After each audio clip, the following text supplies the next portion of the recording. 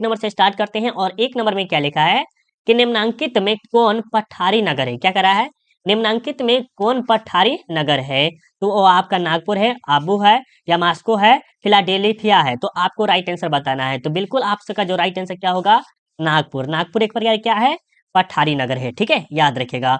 अब आपके सामने 2 नंबर प्रश्न में देखिए, जो कि वेरी वेरी इंपॉर्टेंट प्रश्न कह सकते हैं, बहुत ही ज्यादा इंपॉर्टेंट है। क्या करा है कि निम्नलिखित राज्यों, भारत के पूरे राज्य में से किसका 0 से 6 आयु वर्ग लिंगानुपात न्यूनतम है। 0 से लेके 6 तक जो आयु वर्ग होता है वो न्यूनतम, मतलब कि मीडियम में कह सकते हैं। वो कौन सा राज्य है, हरियाणा है, गुजरात है, पंजाब है, या हिमाचल प्रदेश है।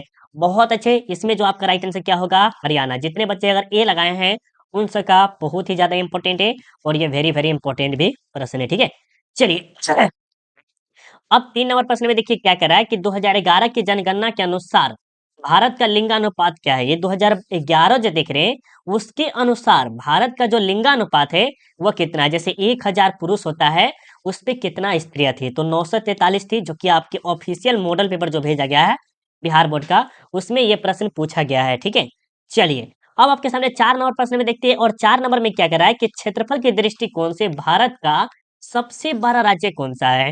भारत में टोटल कितने राज्य हैं, 28 है, और उन सभी में मतलब कि 28 राज्यों में से क्षेत्रफल मतलब कह सकते हैं कि लंबाई बहुत ही ज्यादा है, वह कौन सा राज्य है। मध्य प्रदेश का है, या उत्तर प्रदेश का, या राजस्थान का, या महाराष्ट्र का। बहुत अच्छे, जितने अच्छे अगर राजस्थान लगाए बच्चे, उन सबका बिल्कुल ही राइट आंसर है। ठीक है, चलिए अब देखिए 5 नंबर में क्या करा है कि किस अवधि में जनसंख्या वृद्धि का ह्रास हुआ था। ह्रास मतलब क्या होता है, कम हुआ, कम कह सकते हैं, या कह सकते हैं विनाश के भी ले सकते हैं।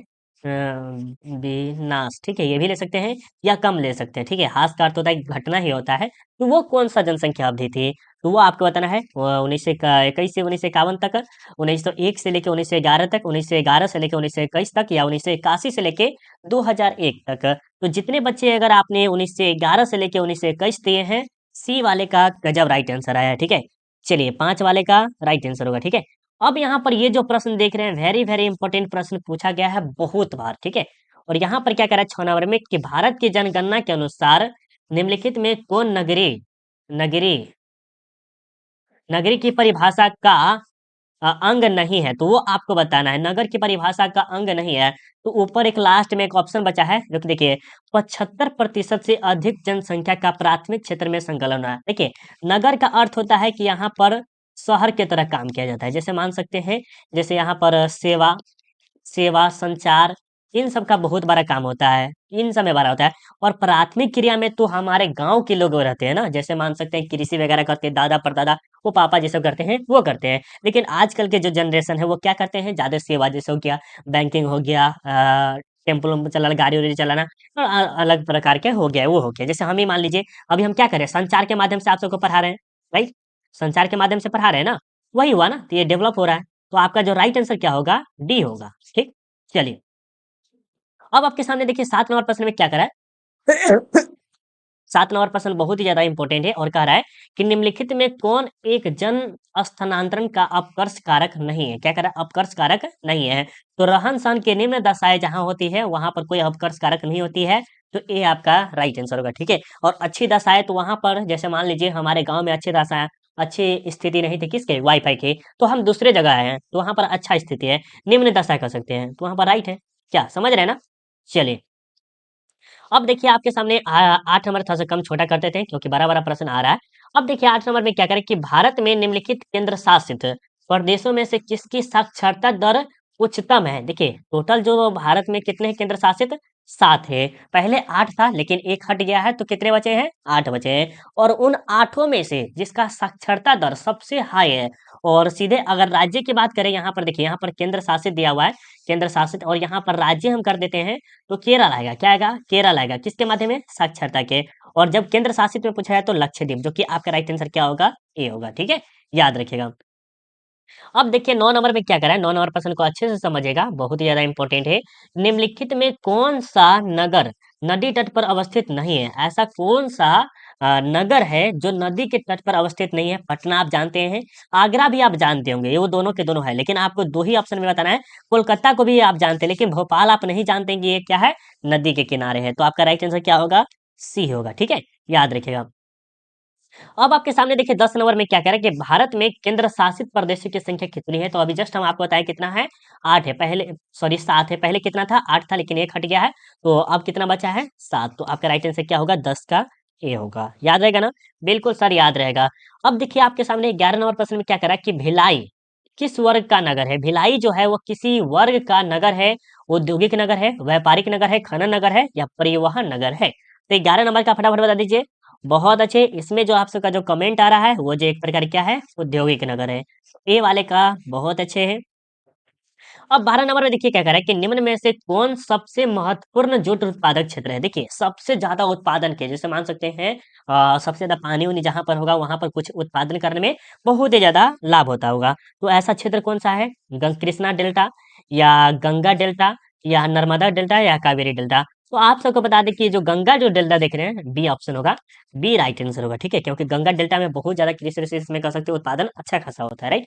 चलिए, अब यहाँ पर देखिए 13 नंबर में क्या कह रहा है कि निम्नलिखित में कौन भारतीय कृषि की समस्या है। भारतीय कृषि की समस्या के बारे में जब भी प्रश्न आता है, ये आपके सब्जेक्टिव के लिए हम बोल देते हैं वेरी वेरी इंपॉर्टेंट है, क्योंकि ये आपके बोर्ड परीक्षा में पूछेगा तो पूछेगा। क्योंकि भारत में कृषि उत्पादन करने में बहुत प्रकार की समस्या आती है। जैसे हो गया निम्न उत्पादकता, निम्न मतलब कि मीडियम में उत्पादकता, विखंडित जैसे खेत जो है इतने बड़ा है, ठीक है, और उसका खंडित खंडित खंडित कर दिया हुआ है, तो ये भी हो गया।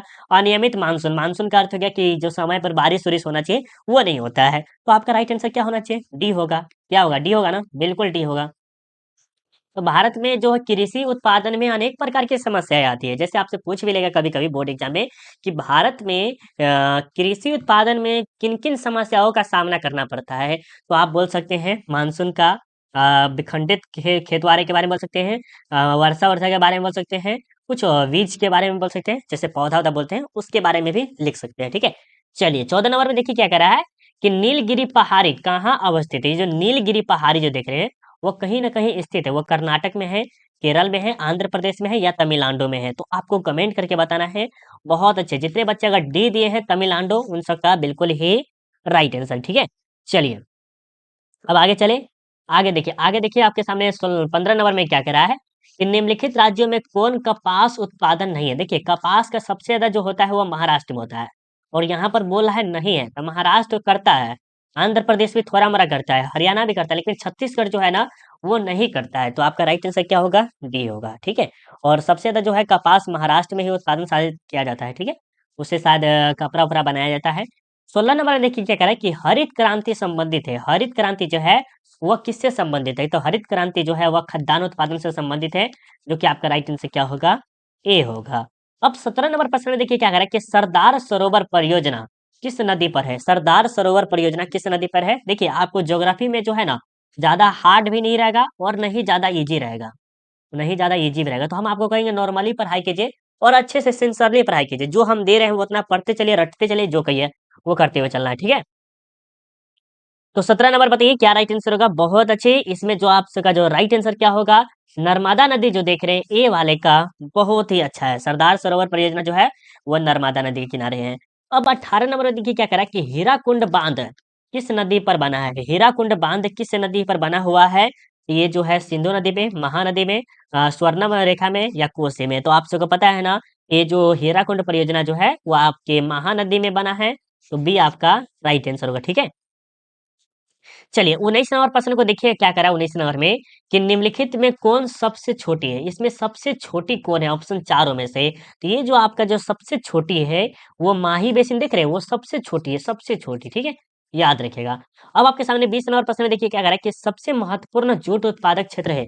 सबसे महत्वपूर्ण जूट उत्पादक क्षेत्र जो है, आपको पता है कि गंगा जो होता है सबसे ज्यादा महत्वपूर्ण होता है, जो कि आपको पहले भी बता दिया। ठीक है, रावत भट्टा परमाणु ऊर्जा संयंत्र किस राज्य में अवस्थित है। तो रावत भट्टा परमाणु ऊर्जा संयंत्र जो है वह किसी न किसी राज्य में है, राजस्थान में, कर्नाटक में, उत्तर प्रदेश में, या आंध्र प्रदेश में। तो इसके बारे में बताइए राइट आंसर क्या होगा। बहुत अच्छा, इसका जो राइट आंसर क्या होगा, राजस्थान। जितने बच्चे अगर राजस्थान दिए हैं उन सबका बिल्कुल ही राइट आंसर। ठीक है, अब देखिए आपके सामने 20 नंबर प्रश्न में क्या करा है। 20 नंबर प्रश्न वेरी वेरी इंपॉर्टेंट प्रश्न है।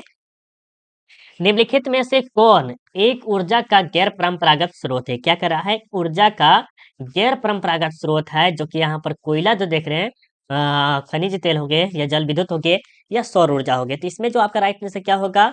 डी हो गया, सौर ऊर्जा। देखिए बहुत बार पूछा जाता है, सौर ऊर्जा हो गया, पवन ऊर्जा हो गया, चक्र ऊर्जा हो गया, चक्र भी पवन चक्की, तीन चार है और भी कुछ दो चार और है, इसके बारे में याद नहीं आ रहा, बट हम दो बता दिए। सौर ऊर्जा हो गया, पवन ऊर्जा, ये सब जो है ना, क्या है? गैर परंपरागत स्रोत है। ठीक है, याद रखिएगा। अब यहाँ पर देखिए 23 नंबर में क्या कह रहा है कि मौसाबी श्रेणी का संबंध निम्न में से किससे है? मौसाबी श्रेणी का संबंध लोहा अयस्क से है या आपके कोयला से है, तांबा से है या सोना से है?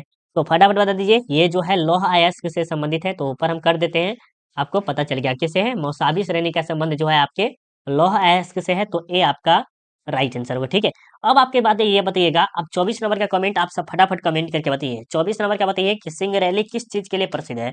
ये जो सिंगरैली है वो किसी न किसी चीज के लिए प्रसिद्ध है, तो वो किस चीज के लिए प्रसिद्ध है? फटाफट बता दीजिए। कोयला के लिए, लोहा के लिए, तांबा के लिए या हीरा के लिए? बहुत अच्छे। इसमें जितने बच्चे अगर ए दिए हैं उन सबका गजब है। ठीक है, चलिए 25 नंबर देखिए। तारापुर नाभिकीय ऊर्जा केंद्र अवस्थित है। तारापुर नाभिकीय ऊर्जा केंद्र अवस्थित है, तो उत्तर प्रदेश में, महाराष्ट्र में, कर्नाटक में, गुजरात में? तो फटाफट बता दीजिए। बहुत अच्छे। इसमें जो आप सबका जो राइट आंसर होगा क्या होगा? महाराष्ट्र में। तारापुर नाभिकीय ऊर्जा जो है आपके महाराष्ट्र में अवस्थित है, याद रखिएगा। अब चलिए आपके सामने 26 नंबर प्रश्न में क्या कह रहा है कि सोलापुर किस उद्योग के लिए जाना जाता है? तो सोलापुर मतलब सूती, क्या है? सूती वस्त्र के लिए। तो राइट आंसर क्या होगा? डी। ठीक है, याद रखिएगा। बोकारो इस्पात केंद्र है। बोकारो इस्पात जो है वह कैसा है? मिश्रित है। जैसे मिश्रित में कैसे मिलावट होता है उस प्रकार, या निजी एक व्यक्ति का है, या सार्वजनिक मतलब कि सभी व्यक्तियों का है, या इनमें से कोई नहीं? तो आप सब बताइए राइट आंसर क्या है? बोकारो इस्पात जो है वह सार्वजनिक है, जो कि आपको आपका ऑप्शन जो होगा सी राइट आंसर। ठीक है, 28 नंबर में देखिए क्या कह रहा है कि प्रदेशीय नियोजन का संबंध है। प्रदेशीय नियोजन का संबंध किससे है? आर्थिक व्यवस्था के विभिन्न सेक्टरों का विकास, क्षेत्र विशेष के विकास का उपागम, परिवहन, जल तंत्र में क्षेत्रीय अंतर। तो इसके बारे में बताइए। आपको ऑप्शन 3 में ही राइट आंसर है। बहुत अच्छे। इसमें जो आपका राइट आंसर क्या होगा? बी होगा। ठीक है, याद रखिएगा। अब यहाँ पर 29 नंबर में देखिए क्या कह रहा है कि भारतीय रेल की शुरुआत हुई। भारतीय रेल की शुरुआत जो हुई थी 1853 में हुई थी। कहाँ से कहाँ तक हुई थी? तो ये भी आप याद रख सकते हैं। मुंबई और थाने के बीच में। कहाँ हुई थी? मुंबई और थाने के बीच में। कितना किलोमीटर चला हुआ था? तो 34 किलोमीटर हुआ चला हुआ था। ठीक है, याद रखिएगा। अब यहाँ देखिए किस वर्ष भारत को इंटरनेट की सुविधा प्राप्त हुई थी? तो 1998 में हुई थी। तो बी आपका राइट आंसर है। देखिए इंटरनेट के बारे में बता दें थोड़ा मेरा। देखिए इंटरनेट जो है वो किसी का अधिकार नहीं है, किसी की भी देश का अधिकार नहीं है, लेकिन माना जाता है अमेरिका से। ठीक है, हम देखे सुने हैं थोड़ा सा, अमेरिका से माना जाता है, बट इसमें इंटरनेट पे है किसी का भी अधिकार नहीं है पूर्ण रूप से है मेरा है या किसी और का है। ठीक है, लेकिन भारत में जो है 1998 में आया हुआ था। चलिए, भारत में 4 महानगरों को जोड़ने वाली सड़क का नाम क्या है? बहुत इजी सा प्रश्न है। आपका जो मार्ग है स्वर्णिम चतुर्भुज मार्ग जो देख रहे हैं आपका डी, वो राइट आंसर होगा। ठीक है, याद रखिएगा। उत्तर दक्षिण गलियारा जोड़ता है। उत्तर दक्षिण गलियारा जो है वो किससे जोड़ता है? तो श्रीनगर को कन्याकुमारी से जोड़ता है, जो कि आपका राइट आंसर क्या होगा? सी होगा। अब देखिए आपके सामने 33 नंबर प्रश्न में क्या कह रहा है कि वर्ष 2010 से 11 में निम्नलिखित में कौन भारत का सबसे बड़ा व्यापारिक भागीदारी था? तो वो कौन सा देश था वो आपको बताना है। यूनाइटेड अरब अमीरात, संयुक्त राज्य अमेरिका, चीन या जर्मनी? तो ये भी प्रश्न आपको इजी लग रहा होगा। बहुत अच्छे। जितने बच्चे ए दिए हैं उन सबका राइट आंसर है। ध्वनि प्रदूषण का मापन होता है। ध्वनि प्रदूषण का जो मापन हो सकता है वह किसे? जैसे ध्वनि प्रदूषण कह सकते हैं बोलना। क्या होता है? बोलना। हम बोल रहे हैं, आप सबको पढ़ा रहे हैं, वह एक प्रकार क्या है? ध्वनि प्रदूषण। जैसे डीजे, जो डीजे नहीं सुनते हैं गाना वाना, उस पे ही क्या होता है? ध्वनि प्रदूषण होता है। तो उसका हम मापन किस तरह से कर सकते हैं? डेसीबल के द्वारा। किसके द्वारा? डेसीबल के द्वारा क्या किया जा सकता है। ठीक है, तो डी आपका राइट आंसर होगा। औद्योगिकीकरण से कौन सा प्रदूषण होता है? औद्योगिकरण से आपको पता है कि जल प्रदूषण भी होता है, जैसे करा कचरा हो गया, ये हो गया। वायु प्रदूषण, उससे धुआं वहां निकलता है, वो हो गया। ध्वनि प्रदूषण मतलब कि जो आवाज करता रहता है वो हो गया। इसमें जो राइट आंसर क्या होगा? डी होगा। औद्योगिकरण से कौन सा प्रदूषण होता है?